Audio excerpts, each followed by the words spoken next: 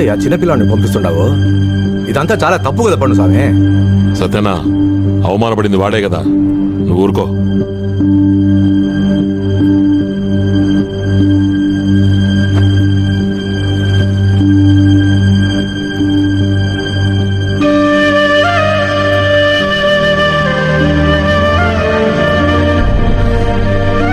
నారప్ప చెప్పినట్టే కాళ్ళ మీద పడినాడు. నువ్వు పోలీసులు చెప్పి వాళ్ళ కొడుకును విడిచిపెట్టమని చెప్పు స్వామి. అలా ఎలా ఒప్పుకుంటాం? చెప్పినట్టు ఊళ్ళో మా వాళ్ళందరి కాళ్ళ మీద పడమని చెప్పు. నువ్వు చేస్తుంది చాలా పెద్ద తప్పయ్యా. ఇంతకంటే మేమేం చెప్పలేం.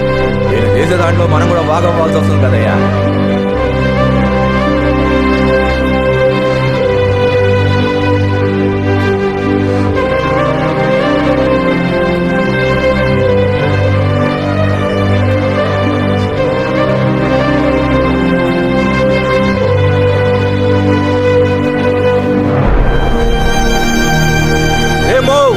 వయసు తేడా చూడక్కర్లేదమ్మా.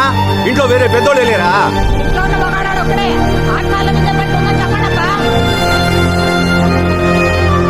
వద్దన్న వద్దు మంగా, మంచినీళ్ళు తీసురా. ఊళ్ళో వాళ్ళు చేసే పనికి ఎదురు చెప్పేదని ఎవరికి లేదన్నా. నీ బిడ్డ క్షేమంగా ఇంటికి వచ్చేస్తాడు.